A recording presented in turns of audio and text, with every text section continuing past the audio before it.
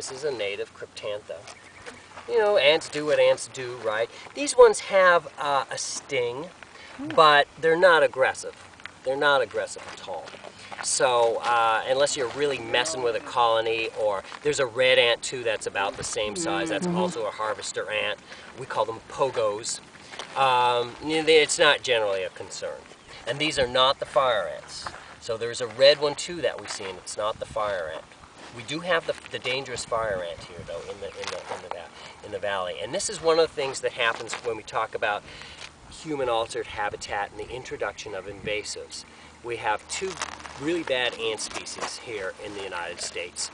Bad in the sense that they're non-native and they're invasive.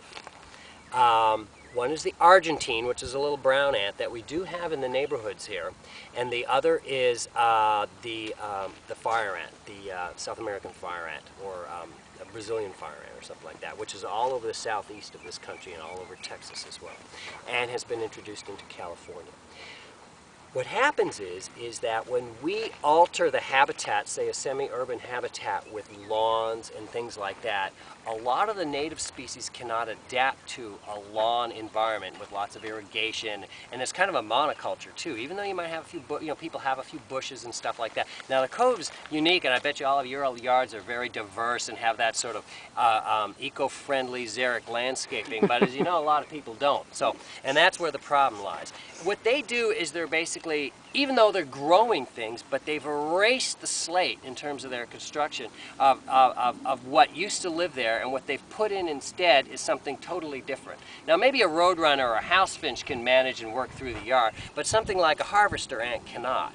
So what happens is the non-natives get in there, the ones who are very good at colonizing new places, okay? That's what a weed does, right? That's what most invasives do successfully, that lifestyle. The ability to colonize rapidly and colonize places that are different and altered, get in there.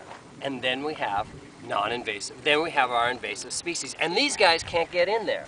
Now, fire ants and Argentines can't live out here. A, partially because it's a bit too dry for them, but B, it's because these guys are quite at home and they fend them off.